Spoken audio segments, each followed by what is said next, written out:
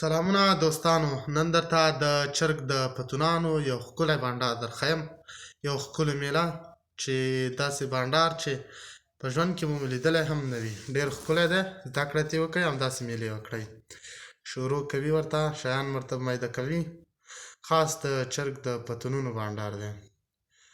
او دغه د مایچه هم ورته راوړې ده، نري نري مایچه ده، نری نری پتونان یې به ښه دی نه وروسته وینځي. ټول د چرګ پتونان دي، ښه بانډار یې جوړ کړی دی. دوستانو داسې بانډارونه وکړئ او داسې میلې وکړئ.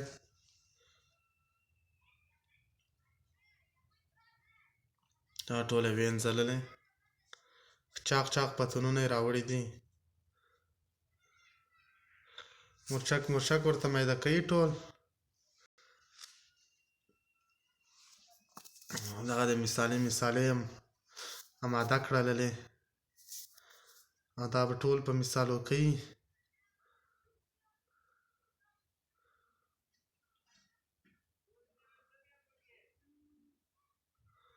دا د مثالې مرچک مرچک هر څه یې ورکړللې له خیره، انشاءالله دی نه وروسته به یې پخوي.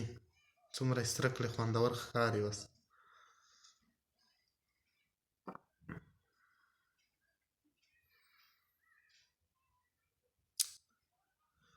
هر څه مثالې یې ورکړللې.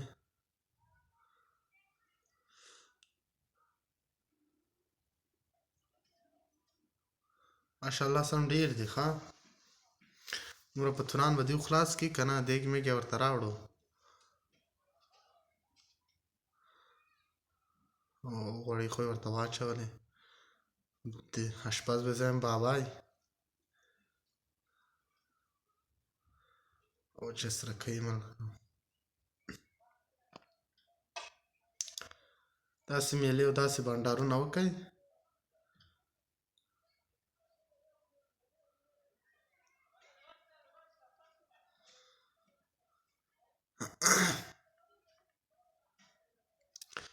سره یې کړلې.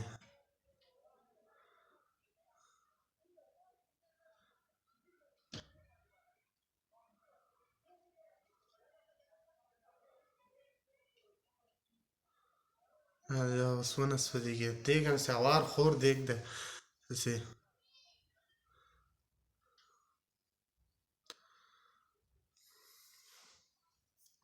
دا دې له خیره پاخه یې کړلې، سره یې کړلې. نو وروسته به ورته کینې خوري به یې ملګرو. دا دومره خوړلی شي که نه، ډېر ښه یې سره کړي هم دي، ښه مثالې پرې ورچول دي.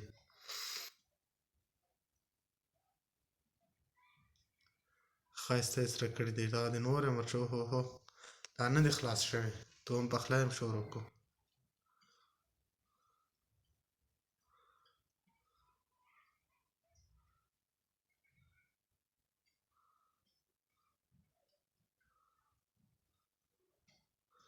څلور نفري بانډار یې لګیا کړی.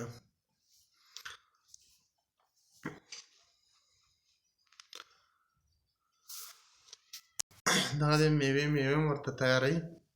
ګشنیز پیاز میاز دي، کرم دي، گازر هم دي. دا به ورته ګشنیز تیاروي. شروع یې پرې وکړله، ترکاري به تیاروي ځان ته.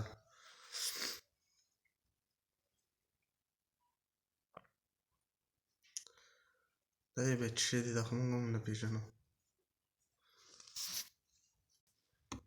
او دا څه شی دی؟ دا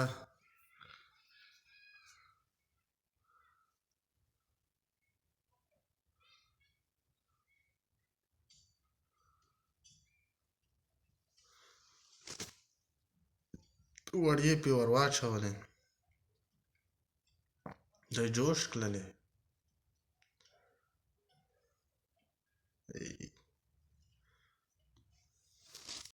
دا هر څه یې ګډوډ کړي دي. ښه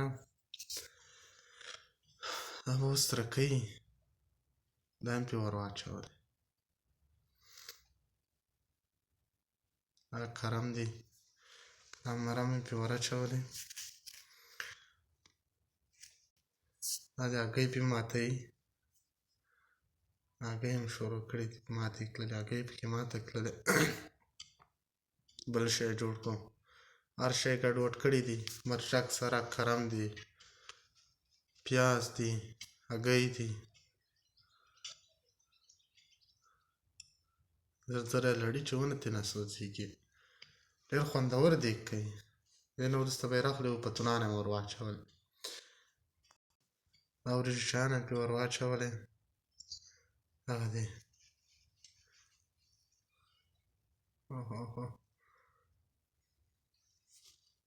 دا دې ښه یې ولړلې پتونان یې ورڅه پخ کړي دي دیګ به تیاروي ځان ته دیګ تیاروي تیار کړی دی دا اوس دې نه وروسته به یې راخلي خوري به یې نو پتونانو سره څومره خوندور شی پوخ کوم